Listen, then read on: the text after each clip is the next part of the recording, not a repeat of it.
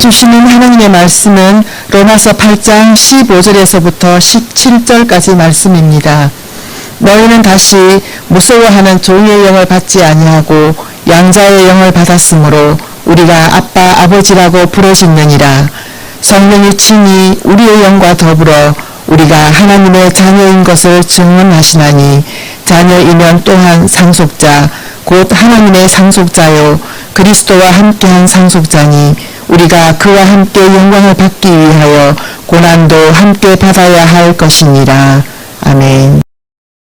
자, 우리는 주변에 자칭 그리스도인이라고 하는 사람들을 많이 볼 수 있습니다. 엄밀히 말하면 우리도 자칭 그리스도인이죠. 근데 제가 자칭이라고 표현을 굳이 넣는 데는 이유가 있습니다. 본인은 그리스도인이 맞다고 하는데 과연 주변에서 볼 때도 그 사람에게서 그리스도의 향기가 나느냐의 문제를 살펴보기 위함이죠. 그냥 이렇게 봤을 때 저 사람은 자기는 그리스도인이라고 하는데 도무지 그리스도인 같지 않은 사람들이 종종 있습니다. 물론 사람의 어떤 외적인 모습만을 가지고 그리스도인 됨을 함부로 판단할 수는 없겠죠. 그렇다고 해서 굳이 외적으로 전혀 그리스도인의 티가 나지 않더라도 문제될 것이 없다라고 말하는 것도 안 됩니다. 그것은 성경적이지 않기 때문이죠. 성경은 우리 그리스도인들을 가리켜서 그저 구원받은 자로만 표현하지 않습니다. 분명히 세상이 우리를 보고 그리스도를 발견할 수 있는 어떠한 정체성이 주어졌다고 말해요.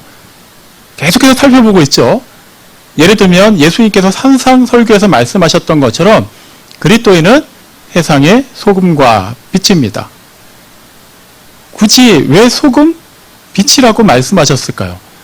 그 두 가지는 분명한 성격을 가지고 있고 어떤 상황에 그 두 가지 중에 하나라도 노출이 되면 그 효력이 나타나기 때문이에요.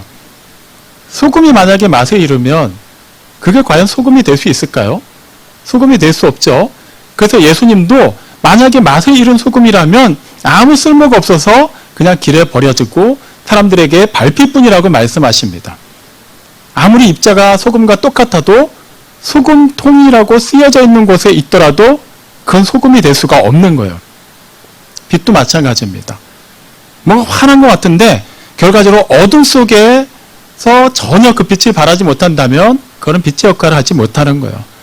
자기 스스로는 나는 소금인데 나는 빛인데라고 말해도 의미가 없다라는 것이죠. 에베소서 2장 10절 굉장히 유명한 말씀이죠. 우리는 그의 만드신 바라. 그러니까 하나님께서 우리를 걸작품으로 만드셨다고 해요.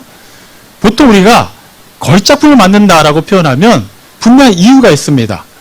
그러니까 흔한 작품도 아니고 걸작품이라면 분명히 만든 목적이 있고 보는 사람들로 하여금 이래서 이게 존재하는구나라는 이유가 있다라는 거예요.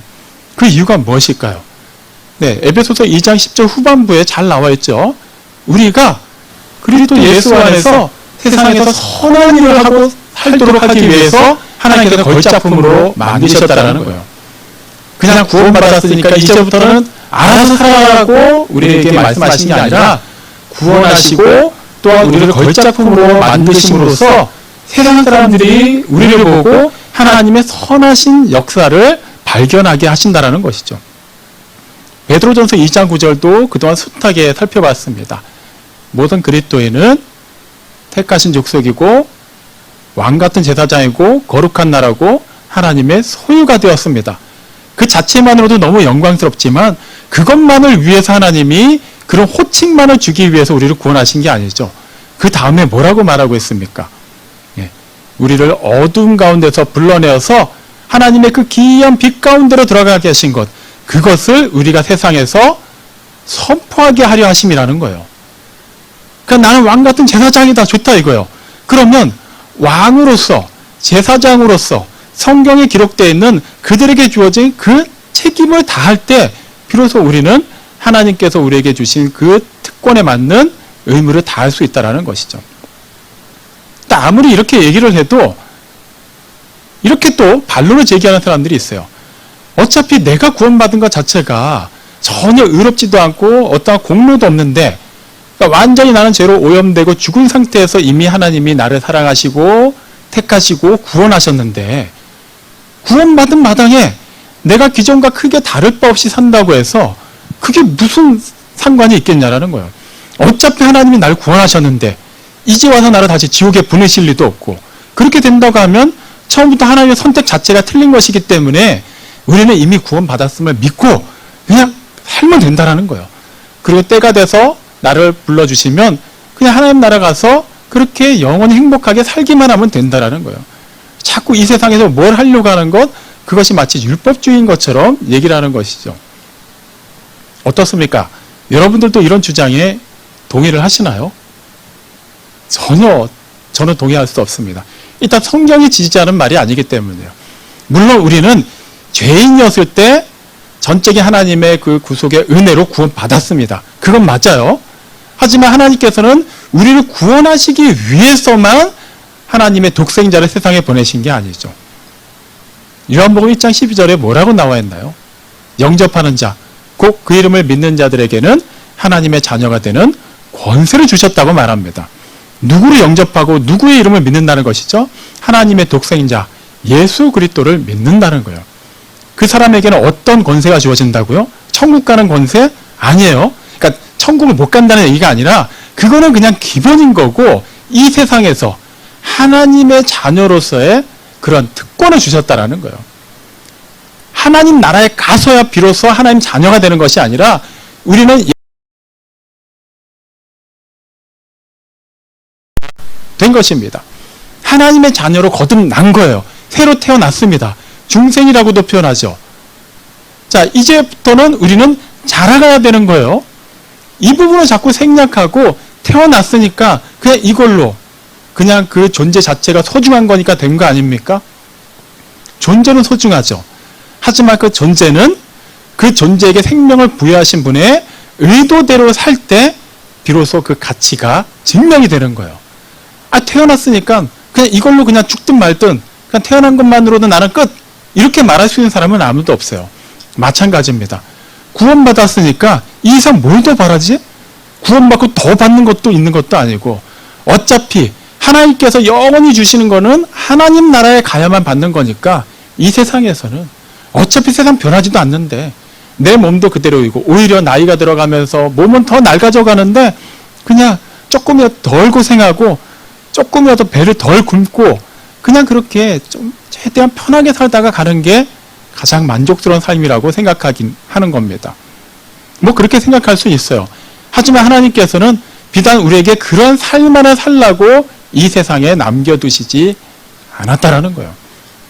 로마서 8장 15절에 보면 우리는 더 이상 두려워하는, 그러니까 무서워하는 영의 지배를 받지 않고 양자의 영의 지배를 받는다고 해요. 양자의 영. 그러니까 여기서 말하는 영은 성령님이에요. 참 신기하죠? 그냥 성령님이라고 표현하면 되는데 굳이 두려워하는 영이라고 표현하지도 말고, 이제 우리는 성령님이 우리 안에 내주해 계시기 때문에 성령님의 인도하심을 받습니다, 이렇게 표현하면 될 것을 굳이 왜 양자의 영이라고 표현했을까요? 일단 우리가 양자라는 단어가 뭔지는 알죠? 양자, 양녀. 원래 어떤 사람의 자녀, 친자녀가 아니었는데 이 사람이 자신의 자녀로 삼으면서 그 사람의 양자, 양녀가 된 걸 얘기하는 거예요. 자, 여기서 주도권은 누가 가지고 있습니까? 네, 그 양자를 택한 사람에게 있는 거예요. 양자가 고아일 때 어느 사람을 찾아가서 나를 양자로 삼아주세요 해서 그렇게 된 게 아니죠. 그럴 만한 자격도 없어요. 양자로 삼은 그 사람이 전적인 자신의 그 의지대로 아무 조건 따지지 않고 자신의 자녀로 삼은 겁니다. 자, 이 맥락을 잘 이해하시기 바랍니다. 자, 양자로 삼았다. 우리는 보통 양자라는 표현 자체에 약간 부정적인 의미를 가지고 있어요. 뭔가 새아빠, 새엄마 밑에서 뭔가 고생하는 이미지 같고, 만약에 그 가정에 이미 친자녀들이 있으면 그 자녀들과는 조금 더 비교가 되고 조금 더 대우를 덜 받는 것 같은 이미지를 가지고 있어요. 하지만 하나님께서 우리를 양자로 삼으셨을 때는 결코 그런 의미가 아닙니다. 그리고 우리는 하나님의 자녀가 되었다는 것, 구원받았다는 것에 대해서 자꾸 어떤 외적으로, 그러니까 무엇을 하면 되는가, 그러면 우리가 어떤 행동을 하고 어떤 규칙을 지켜야만 그러면 세상 사람들이 우리를 보면서 정말 그리스도인이 맞구나라고 말할 수 있겠는가. 자꾸 어떤 기준을 제시하려고 해요. 그럼 기준만 제시해서 내가 그 기준만 충족시키면 다 되는 거 아닙니까? 라고 쉽게 생각을 하려고 하죠. 구원받았다라는 것은 내가 무엇을 할 수 없는데 무엇을 할 수 있게 되었다. 무엇을 해야만 한다. 이런 차원으로 생각할 수 있는 문제가 아닙니다. 조금 더 쉽게 표현하면 신분이 달라졌다라는 거예요. 그걸 잘 이해를 하셔야만 돼요. 기존에 우리는 두려워하는 영의 인도함을 받았어요. 무슨 말이냐 하면 잘 아시겠지만 이 세상에 어떤 사람도 하나님 앞에서는 의롭다고 인정받지 못합니다. 뭐 우리도 예외는 아니었죠. 그렇기 때문에 우리는 애초에 죄로 오염되고 죽은 존재였기 때문에 하나님을 알 수가 없는 존재들이었어요. 그냥 어둠에 완전히 잠식이 돼 있었기 때문입니다. 만약에 하나님을 알 수 있었다고 가정해보죠. 더 문제가 심각해집니다. 하나님은 거룩하신 분이에요. 소멸하는 분입니다. 어떤 죄도 용납하지 않으세요. 그분의 존재를 알았어요. 근데 나를 보니까 나는 죄로 완전히 썩어 있습니다. 큰일 났네요. 하나님 눈에 띄기만 하면 난 죽는 겁니다. 그러니까 늘 두려울 수밖에 없는 거예요.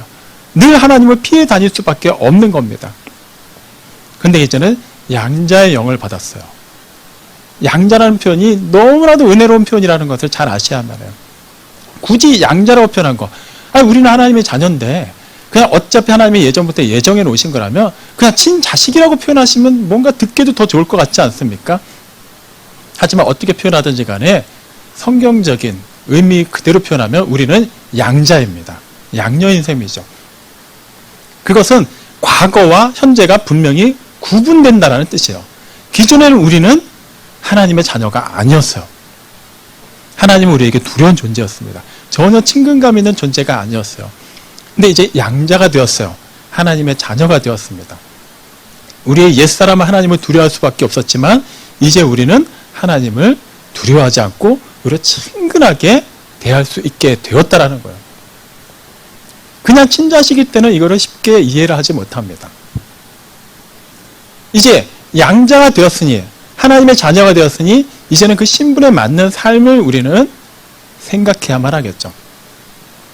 혹시 이런 드라마나 영화 보신 적 있나요? 역사를 다룬 드라마나 영화 중에 실제로도 그런 일들이 그 서구권에서 종종 있었어요. 뭐냐 하면 어느 왕족이 있는데 이제 대가 끊긴 거예요. 뭐 어떤 이유로. 그래서 빨리 이제 왕의 후사를 정해야 되는데 보통 그럴 때는 어떻게 정하죠? 직계 없으면은 이제 그 다음 뭐 사촌으로 가고 뭐 팔촌으로 가고 막 계속 가잖아요. 그렇게 해서 찾고 보니까 아주 먼 친척 중에 한 명을 이제 발견한 거예요. 이제 왕의 혈통을.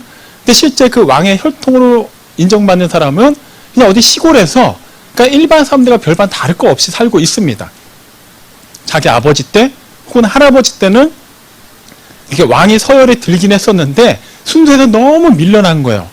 그래서 그냥 왕궁에서 멀리 떨어진 곳에 정착하고 살면서 그냥 왕궁의 삶 자체를 아예 잊고 사는 주인공이 등장합니다. 그리고 어느 날인가 막 이렇게 군인들이 막 이렇게 높은 사람과 함께 나타나요. 그리고 이제 왕명을 전합니다. 당신을 이제 우리나라의 뭐 몇 대 왕으로 왕의 후계자로 이제 임명합니다 하면서 이제 왕궁으로 데리고 가요. 그럼 그 다음부터 어떤 일이 일어날까요? 이 사람은 이 일 이전까지는 그냥 시골에서 그냥 한적하게 농사짓고 그냥 평범한 삶을 살았어요. 하지만 그 삶을 그대로 고수한다면 그 나라를 이끌 왕으로서의 그런 자질을 갖출 수 있게 될까요? 없습니다. 이미 왕궁에서 계속 자란 사람들은 그 법도, 왕실의 법도라든가 나라를 다스리는 법이라든가 그 외교 분쟁에서 어떻게 해결하는 법을 계속 배워왔지만 이 사람은 전혀 준비가 안 돼 있어요. 언제 왕이 세상을 떠날지 모르기 때문에 그 다음부터 이 사람에게 집중적으로 가르칩니다. 막 개인 교사들을 붙여서 여러 가지 학문을 가르쳐요. 그리고 또 뭐 이렇게 주변에 인근 나라 또 이렇게 대사들이나 또 그 나라 또 언어권 선생님들을 붙여서 그 나라 언어도 가르치고 또 외교 분쟁을 어떻게 해결해야 되는지에 대해서도 막 가르칩니다. 만약에 전쟁이 일어나서 왕이 선봉장에 서야 될 수도 있기 때문에 또 참검술도 따로 가르쳐요. 쉽진 않죠. 막 이렇게 우여곡절 끝에 주인공이 하나하나씩 그 왕의 자질에 필요한 모든 지식들, 능력들을 습득해 갑니다. 그리고 때가 되면 뭐 여러 가지 역경을 겪지만 결국에는 왕위에 오르게 되고 그 나라를 잘 이끌어간다는 내용이죠. 실제 역사에는 이런 일들이 종종 있었습니다. 근데 만약에 그렇게 차기 왕으로 내정된 그 사람이 일단 왕궁으로는 들어갔는데 여전히 나는 시골에서 살던 것처럼 그냥 농사 짓고 내 편한 대로 살고 굳이 학문과는 관계없이 그냥 이대로 지식 습득하지 않고 살겠다라고 고집하면 어떻게 될까요? 왕권은 받았는데 그 수준 그대로 있다면 그 한 사람 때문에 그 나라가 위태로워질 수도 있어요. 심지어는 망할 수도 있고요. 아니면은 다른 사람들에 의해서 왕위에서 쫓겨나거나 죽임을 당할 수도 있습니다. 물론 차원은 다르고 좀 경우는 다릅니다만 하나님의 자녀가 되었다라는 거예요. 하나님의 양자의 그런 특권을 받았다는 것도 이런 맥락에서 이해를 해야 돼요. 양자이기 이전에 우리는 그냥 이미 죄에 익숙하게 살았기 때문에 그때는 그렇게 살아도 문제가 될 게 하나도 없습니다. 그러니까 세상 사람들이 그냥 구제를 많이 하고 무슨 노벨 평화상을 받으면서 착하게 살든 아니면 우리가 사회면에서 쉽게 보는 것처럼 어떤 흉악한 범죄를 저지르며 살든 그들이 궁극적으로 맞이하게 될 운명은 바뀌지가 않아요. 예수님을 구세주로 영접하지 않는다면 말이죠. 하지만 예수님을 주와 그리스도로 믿고 하나님의 자녀가 된 사람, 다시 말해 하나님의 양자가 된 사람은 이제는 더 이상 예전의 그 생각, 그 언어, 그 행동을 해서는 안 된다라는 거예요. 하나님 나라의 자녀로서 하늘나라의 그 시민권을 가진 자로서 그 품격에 맞는 언행을 해야 된다라는 것이죠. 그래야 때 세상은 우리를 통해 하나님을 보게 되는 거예요. 정작 우리를 봤는데 자신들과 다른 게 전혀 없는 거예요. 다른 게 있다면 일요일에 교회 나간다는 거. 그것 빼고는 하나도 다른 게 없어요. 생각하는 것도 똑같이 세상적이고 적당히 법도 어기고 뭐 이렇게 막 험한 말도 하고 굉장히 난폭한 행동도 하고 그냥 음란한 행동도 하고 몰래 사람을 속이는 것도 하는 것 같은데 본인들은 천국 간다고 합니다. 그러면 얼마나 세상 사람들이 그런 사람들을 보면서 하나님을 우습게 보겠어요. 하나님을 우습게 보는 것은 둘째치고 그런 말도 안 되는 하나님을 믿는 그 사람들을 통해서 과연 복음이 무엇이고 구원이 무엇인지에 대해서 궁금한 마음이라도 갖게 될까요? 전혀 갖지도 않습니다. 그렇게 된다면 우리는 결과적으로 뭐가 되는 거예요? 모양은 소금인데 맛을 잃은 소금이 되었다라는 거예요. 세상에서 그리스도인으로 살면서도 그리스도인의 향기를 드러내지 못하는 것을 어떤 사람들이 이렇게 표현해요. 아, 저는 성격이 소심해서 성격상 그런 걸 잘 드러내지 못해서 그래요.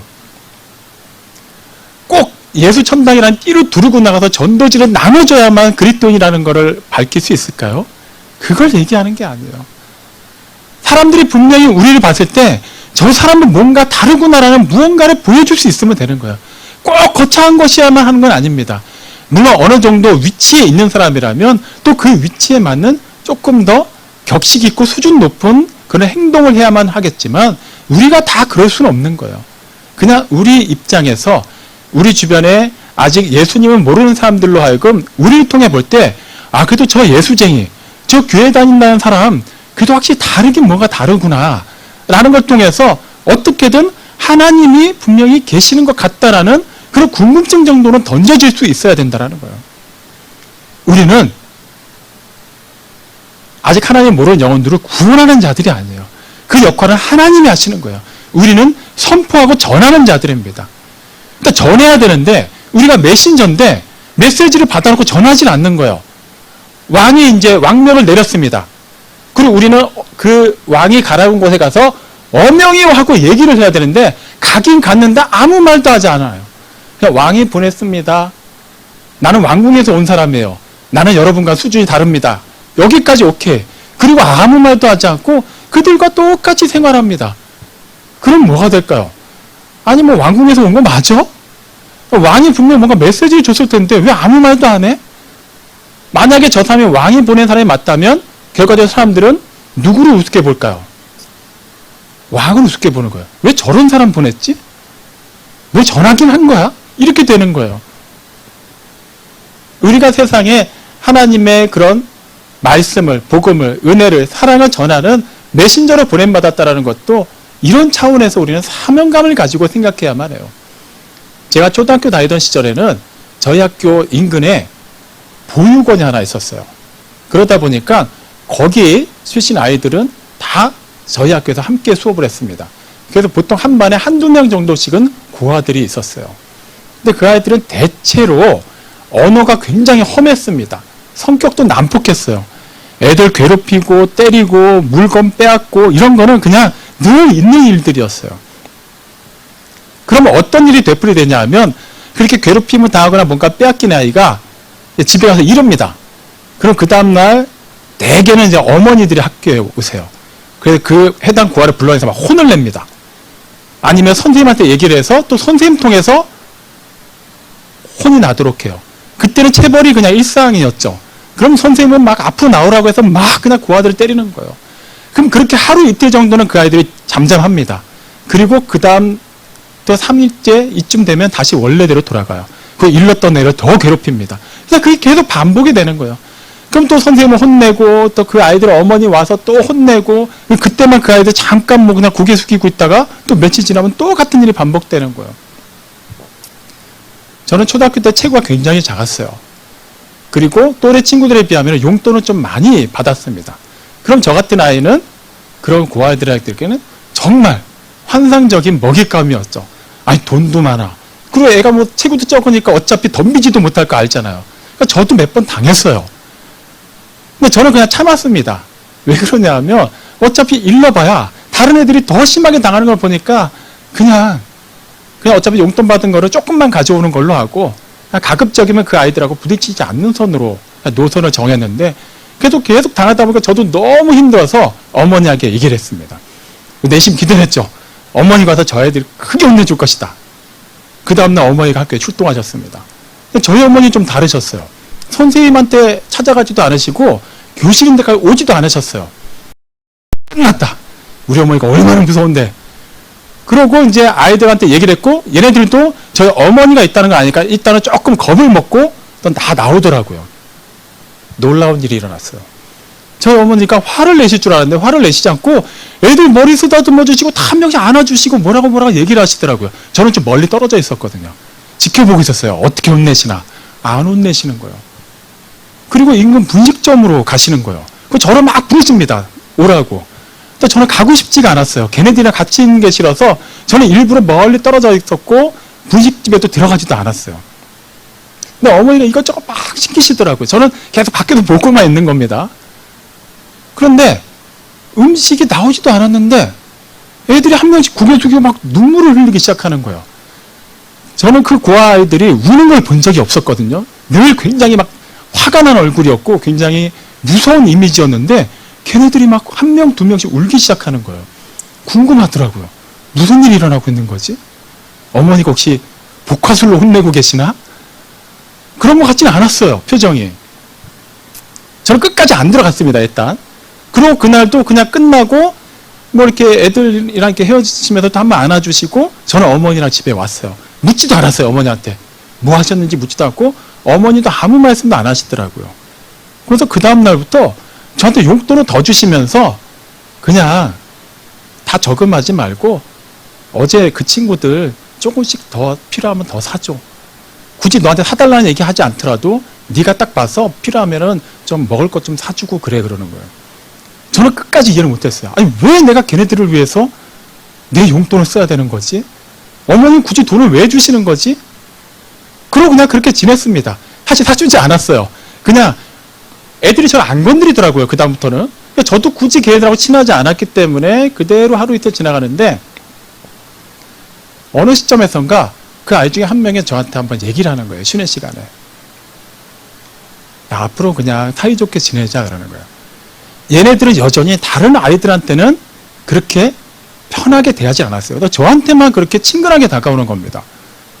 저도 궁금하더라고요. 얘네들이 갑자기 왜 이러지? 이러다 갑자기 나 때리는 거 아닐까? 근데 얘가 그냥 알아서 얘기를 해줍니다.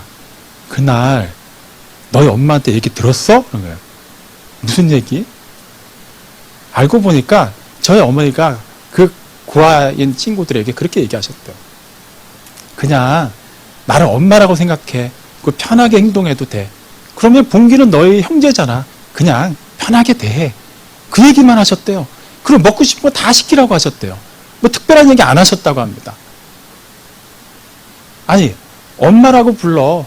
이게 뭐 대단한 말인가요? 제 입장에서 말이죠. 태어났던 저희 어머니예요. 그냥 엄마라고 부르고 자랐습니다. 아무 감동이 없죠. 근데 이 아이들은 달랐어요. 그 아이들 대부분이 이미 태어난 지 얼마 안 됐을 때 친어머니, 친아버지로부터 버림받은 아이들입니다. 친엄마라는 존재를 모르고 자란 아이들이에요. 그러니까 얘네들은 실제 저희 어머니가 친어머니가 아닌데도 불구하고 그냥 엄마라고 생각하고 엄마라고 불러면서 한 번씩 안아줬을 뿐인데 거기서 얘네들이 무너진 거예요. 그리고 정말 행동들이 조금씩 달라진 게 보이기 시작하더라고요. 분명히 기존보다는 이 아이들이 조금 더 부드러워진 게 제 눈에도 보였습니다. 그리고 어쩌다 저희 어머니가 저희 어머니가 육성회장이셨기 때문에 종종 학교에 오셔야만 했거든요. 오시면 꼭 그 아이들을 부르셨어요. 그럼 얘네들이 너무 신나서 달려가요. 저보다 더 신나서 엄마라고 부르면서 갑니다. 나중에 다른 아이가 얘기하더라고요. 그래도 너희 엄마가 보실 때 우리가 예전과 똑같은 모습이라고 하면 실망하실 것 같아서 그래서 조금이라도 우리도 달라진 모습을 보여드리고 싶었다고 얘기하더라고요. 친엄마도 아니에요. 양자 삼은 것도 아니에요. 그런데 단지 그냥 엄마라고 불러하고 한번 안아준 것만으로도 그렇게 사람들이 그 난폭했던 아이들이 조금이나마 변하는 모습을 보았어요. 근데 하물며 우리는 하나님의 양자가 되었어요. 원래 우리는 하나님 근처도 갈 수 없었고 하나님 근처에 가는 순간 그냥 소멸해야만 하는 존재였어요. 그만큼 하나님 우리에게 두려운 분이었습니다. 그런데 그분이 우리를 안아주셨을 뿐만 아니라 양자로 삼아주셨어요. 여전히 우리에게 양자는 친자와는 뭔가 차별을 두고 대하는 그런 뭔가 다른 차원의 자녀라고 생각할 수 있지만 그렇지 않죠. 로마서 8장 17절이 뭐라고 말합니까? 자녀임은 또한 상속자, 그리스도와 함께한 상속자라고 말합니다. 하나님께서 우리는 양자로 삼으셨을 때 원래 하나님의 독생자이신 예수님과 분명히 우리는 친자와 양자라는 구분은 있지만 그렇다고 해서 차별을 두지 않으셨다라는 거예요. 똑같이 사랑하신다라는 거예요. 똑같이 우리에게 영원한 생명을 누리게 하셨다라는 거예요. 예수님만이 누리실 수 있는 그 영원한 생명이 우리에게도 주어졌다라는 거예요. 예수님은 본래 삼위일체 하나님의 한 위격이시기 때문에 그분은 영원히 존재하시지만 감히 우리가 그분과 같이 우리는 그래도 영원보다는 못 미치는 한 100만 년, 1000만 년 정도 사는 거 이 개념이 아니라 똑같이 영원히 살게 하셨다라는 거예요. 그리고 로마서 8장 15절 후반부에 뭐라고 나오나요? 그 양자의 영의 인도함을 받아 우리는 하나님을 아빠, 아버지라 부를 수 있게 되었다라는 거예요. 아빠라는 표현은 보통 성인들은 잘 쓰진 않죠. 어린아이들이 주로 씁니다. 친근감의 표현이에요. 저도 초등학교 4학년 때부터 엄마를 향해서 어머니라고 부르기 시작했어요. 처음에 어머니가 되게 어색하시더라고요. 봉기야 너 갑자기 왜 그래? 학교에서 선생님이 저한테 그렇게 얘기하시더라고요. 그때 어버이날 뭐 이렇게 카드 쓰는 걸 우리 교실에 다 했는데 저도 이제 엄마라고 썼더니 봉기야 그래도 넌 명색이 반장인데 너 정도 되면 어머니라고 써야 되는 거 아니냐 그러는 거예요. 그러니까 그냥 이왕 그렇게 쓴 김에 그냥 그날부터 어머니라고 부르게 됐어요. 어머니가 한동안 그거를 되게 어색하게 받아들이시더라고요. 아 뭔가 되게 멀어진 것 같아 이렇게 표현하시는 거예요. 근데 정말 그런 게 좀 있더라고요. 엄마하고 부르는 거랑 어머니하고 부르는 거랑 느낌이 다르긴 해요. 마찬가지입니다. 하나님은 아빠라고 부를 수 있게 되었다라는 거예요. 그만큼 하나님께 우리는 친근하게 다가갈 수 있게 되었다라는 거예요. 이 표현이 성경에 딱 3번 등장합니다. 근데 가장 먼저 등장한 표현이 누구의 입에서 나왔을까요? 예수님이에요. 겟세마네 동산에서 마가복음 14장 36절에 보면 아빠 아버지 아버지께는 이 모든 것이 다 가능하오니 하실 수만 있다면 이 잔을 내게서 옮겨주십시오. 하지만 나의 원대로 마시옵고 아버지의 원대로 하옵소서. 그 처절한 순간에 예수님은 가장 친근하게 하나님을 찾으십니다. 가장 괴로울 때 아빠 하고 부르시는 거예요. 우리가 그 표현을 쓸 수 있게 되었다라는 거예요. 어떤 상황에서도. 제 딸이 돌이 아직 안 되었을 때 한참 전이었어요. 막 기어다닐 때 일입니다. 한번 교회에서 뭐 이렇게 사역이 늦게 끝났어요. 새벽에 늦은 시간에 집에 왔는데 그날은 좀 일이 많았습니다. 좀 힘든 일도 많았고 스트레스 받는 일도 많았어요. 몸과 마음이 완전히 지쳐서 들어오는데 새벽이니까 제 아내와 딸아이는 분명히 자고 있을 거란 말이죠. 그래서 최대한 그들의 잠을 깨지 않게 하려고 문을 조심스럽게 열었습니다. 근데 평상시에는 문소리가 안 나는 것 같은데 조심스럽게 열면 유난히 깨익 하고 또 소리가 나요. 그리고 현관에 딱 살짝 들어가는 순간 그 이제 위에 전등이 뿅 하고 불이 환하게 비춰지는 겁니다. 어차피 거실은 깜깜하고 방 쪽도 깜깜했어요. 근데 이거는 아시죠? 한번 켜지면 한 30초, 1분 정도 그냥 계속 있습니다. 어떻게 할 수가 없어요. 일단 조심스럽게 문을 닫고 신발을 벗는데 탁탁탁 소리가 나는 거예요. 안방에서. 무슨 소리였을까요? 네. 잠들었던 제 딸이 깨서 기어 나오는 거예요. 큰일 났다.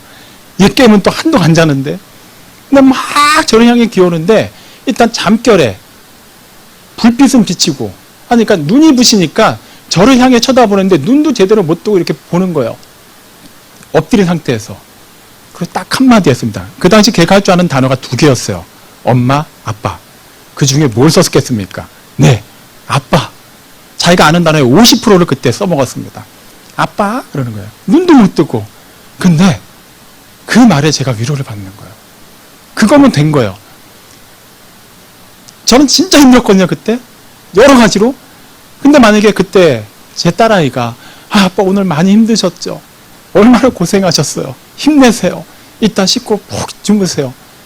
이렇게 말하기에 기대했을까요? 아니에요. 이제 기어다니는 애입니다. 엄마 아빠밖에 못하는 아이예요. 그냥 그 아이가 저를 그냥 아빠하고 친근하게 불러준 거 그거면 된 거예요. 그리고 저는 힘을 얻었던 기억이 납니다. 정말 생생하게 기억에 남아있어요. 그거예요. 우리가 하나님을 아빠 아버지라 부를 수 있게 되었다는 거.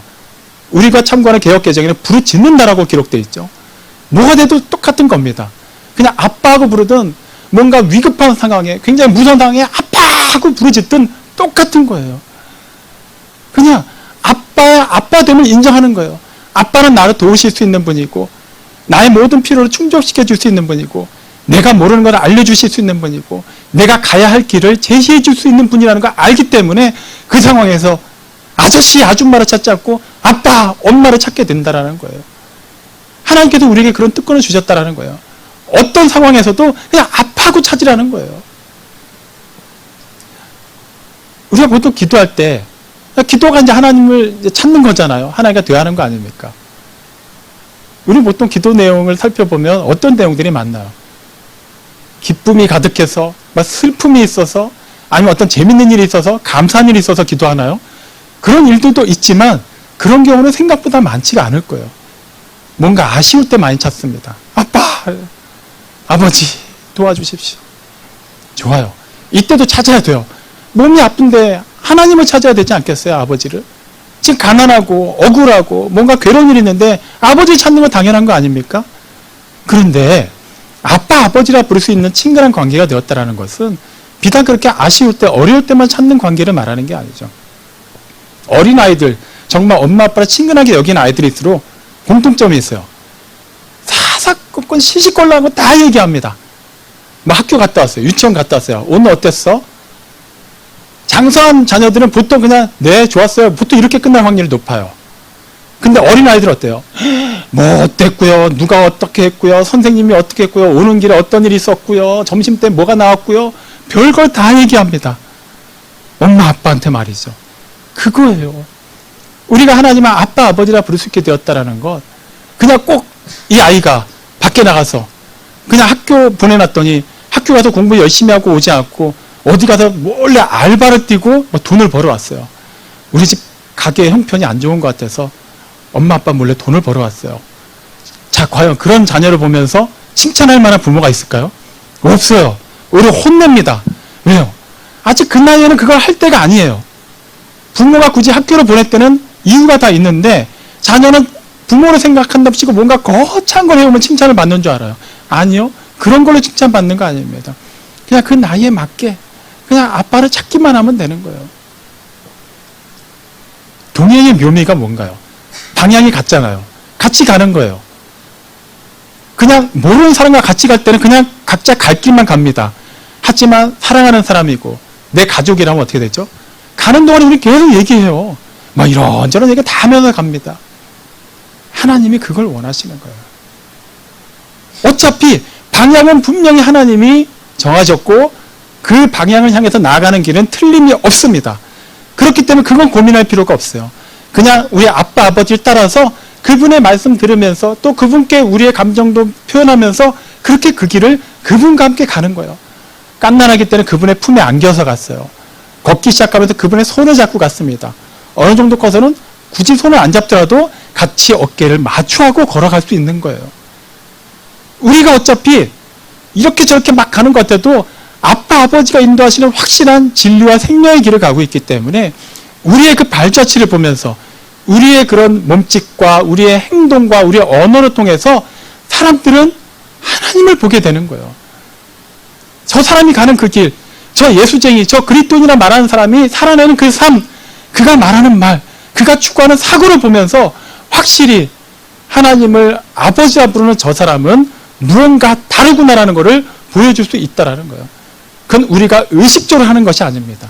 그냥 아빠, 아버지를 부르고 그분이 제시하신 그 길을 그분과 함께 가기만 하면 우러나오게 되어 있다라는 거예요. 사랑하는 성도 여러분, 꼭 무엇을 해야만 하나님께 영광이 되고 세상에서 하나님을 나타낼 수 있을 것일까요? 그건 답은 없습니다. 똑같은 일을 하고도 누구는 오히려 하나님의 영광을 가릴 수도 있고 어떤 사람은 별거 아니라고 생각했던 그 일이 누군가를 통해서는 놀라운 역사가 일어날 수도 있어요. 그런 거에서 답을 찾으려고 하지 마십시오. 그러니까 우리 각자에게 아빠, 아버지께서 주신 그 감동, 무엇보다도 말씀을 통해서 주신 그 가르침을 그대로 순종하고 따른다면 우리에게 말씀하시는 우리 아버지께서 그 일을 우리를 통해 이루어 주십니다. 그렇게 세상은 우리가 아버지라고 부르는 그 하나님을 인격적으로 만나게 될 거예요. 그렇게 하나님 나라가 확장될 것입니다. 이 놀라운 하나님의 구속사에 그저 수혜자로 머물지 않고 자녀로서 또 친근하게 하나님과 동행하는 자로서 적극적인 참여자의 삶을 살아내시기 바랍니다. 그렇게 하나님의 영광을 나타내고 세상에서 하나님의 이름을 신실하게 증거하는 포에마 우리 교회 모든 성도들이 다 되시기를 주님의 이름으로 축원합니다. 아멘.